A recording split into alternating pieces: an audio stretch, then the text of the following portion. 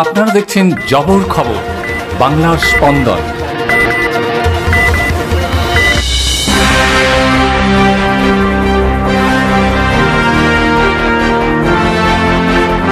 দুয়ারে প্রসাদ কর্মসূচির মধ্য দিয়ে এলাকায় দুর্গাপুজোর আমন্ত্রণ জানালো জয়চণ্ডীতলা সার্বজনীন দুর্গোৎসব কমিটি। কমিটির সদস্যরা আমন্ত্রণপত্র জয়চণ্ডী মায়ের প্রসাদ নিয়ে পৌঁছে যাচ্ছে এলাকাবাসীর দরজায়।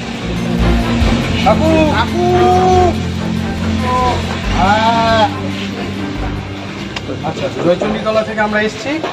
এটা হচ্ছে কি আমাদের পুজোর আমন্ত্রণপত্র। এবারে আমাদের কোনো চাঁদা নেওয়া হচ্ছে না, আর মা জয়চণ্ডীর প্রসাদ দিয়ে আমরা এবছর পুজোর সূচনা করছি। দুয়ারে প্রসাদ দিয়ে আমরা মা জয়চণ্ডীর প্রসাদ দিয়ে আমরা এবছর আমাদের দুর্গাপুজোর আর মাত্র কয়েকটা দিন বাকি।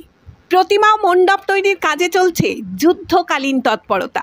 আর তারই মধ্যে অভিনব উদ্যোগ নিল জয়নগর মজিলপুর পৌরসভার অন্তর্গত জয়চণ্ডীতলা সার্বজনীন দুর্গোৎসব কমিটি। জয়নগরের অধিষ্ঠাত্রী দেবী মা জয়চণ্ডীর প্রসাদ সহ আমন্ত্রণপত্র নিয়ে পুজো কমিটির সদস্যরা পৌঁছে যাচ্ছে এলাকার বাড়িতে বাড়িতে। তারা এই কর্মসূচির নাম দিয়েছে দুয়ারে প্রসাদ কর্মসূচি।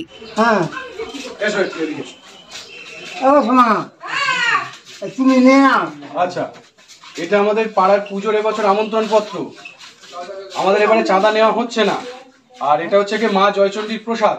দুয়ারে প্রসাদ দিয়ে পুজোর এবছর সূচনা হচ্ছে আমাদের। চাঁদা নেওয়া হবে না? না, চাঁদা নেওয়া হবে না।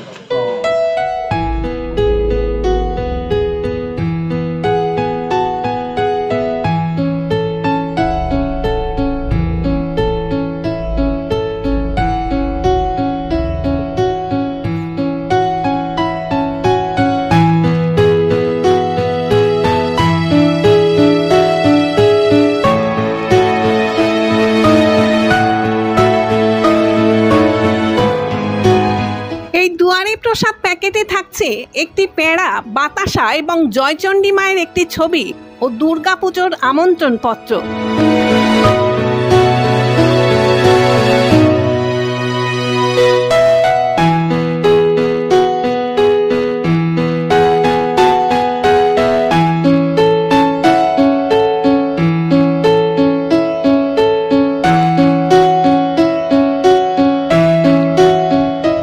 জয়চণ্ডীতলা সার্বজনীন দুর্গোৎসব কমিটির সম্পাদক চন্দন চ্যাটার্জি বলেন, দীঘা জগন্নাথ ধামের উদ্বোধনের পূর্বে রাজ্য সরকারের তরফ থেকে যে দুয়ারে প্রসাদ কর্মসূচি নেওয়া হয়েছিল, সেই কর্মসূচিতেই অনুপ্রাণিত হয়ে মূলত তাদের এই চিন্তা ভাবনা। তিনি আরও জানান, তারা তাদের এই দুর্গাপুজোয় বাইরে থেকে কোনো চাঁদা সংগ্রহ করছেন না।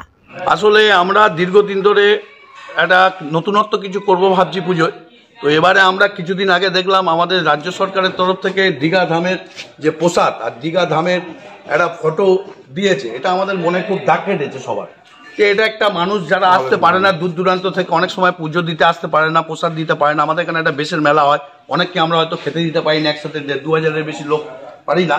ওই জন্য আমরা ঠিক করেছি মা জয়চণ্ডী যার নামে জয়নগর, তাকে আমরা আরাধনা করে তারই প্রসাদ নিয়ে দুয়ারে পৌঁছে যাব।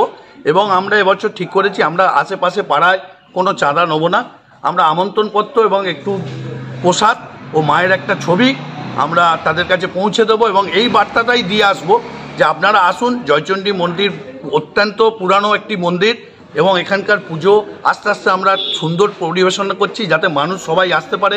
আমাদের এখানে এত বড় একটা সেট আছে, এবারে বৃষ্টিরও একটা চান্স আছে, ফলে একটা সুন্দর পরিবেশ গঠন করা।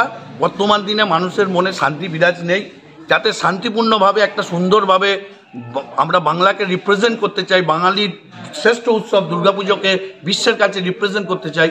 আমাদের এবছর থিম সং হয়েছে।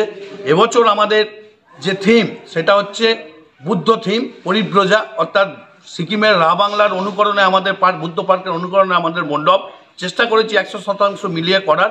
ওয়েদার খারাপ, তা সত্ত্বেও আমরা ঠিক করছি দ্রুততার সাথে আমরা উদ্বোধন করব। এবং মুখ্যমন্ত্রীর যে চিন্তা যে দুর্গাপুজোটা 4 দিন নয়, আরেকটু বেশি যাতে মানুষ আনন্দ করতে পারে, আমরা চেষ্টা করছি মহালয়ার কয়েকদিনের মধ্যেই আমরা পুজো উদ্বোধন করে দিতে, যাতে বাংলার মানুষ আনন্দে থাকুক, শান্তিতে থাকুক।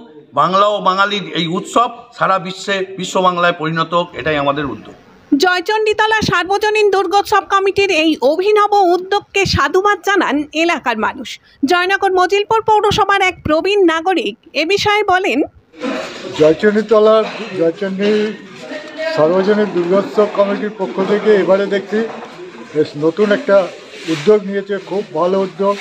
মায়ের প্রসাদ কি দুয়ারে প্রসাদ প্রত্যেক বাড়ি বাড়ি যা বলে গেল যে ওরা কেউ সমস্ত নিজেরাই খরচা করে বা নিজেরা চাঁদা দিয়ে পুজোটা করছে, খুব ভালো উদ্যোগ। প্রতি বছর যাতে এরকম করতে পারে কামনা করছি। কি নাম আপনার? আমার নাম সুদেব চক্রবর্তী। জয়নগরের বিধায়ক বিশ্বনাথ দাস বলেন, এটা একটা ভালো উদ্যোগ। আমি আশা করব আগামী দিনে অন্যান্য পূজা কমিটি এই ধরনের উদ্যোগে যেন সামিল হয়। দুয়ারে প্রসাদ এই চিন্তা ভাবনা নিয়ে তারা এই কাজটা করছে। আমি বিধায়ক হিসাবে অত্যন্ত গর্বিত যে আমার বিধানসভায় এরকম একটা পুজো কমিটির উদ্যোক্তারা তারা এই ধরনের একটা নতুনত্ব চিন্তা ভাবনা নিয়েছে, এবং আমি আশা রাখবো আগামী বছর এই অনুকরণে আরো অনেক উদ্যোক্তারা তারা এই চিন্তা ভাবনাটা নেবে, এটুকু আমি আশাবাদী।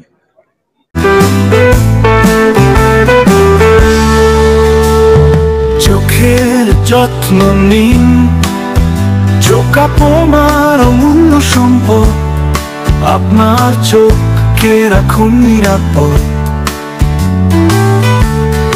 চোখের যে কোনো সমস্যায় চলে আসুন জয়নগর রক্ততলায় সুপ্রাচীন চক্ষু চিকিৎসা কেন্দ্র আইসেফে। চক্ষু চিকিৎসা মানেই আইসেফ, জয়নগর রক্ততলা মোড়।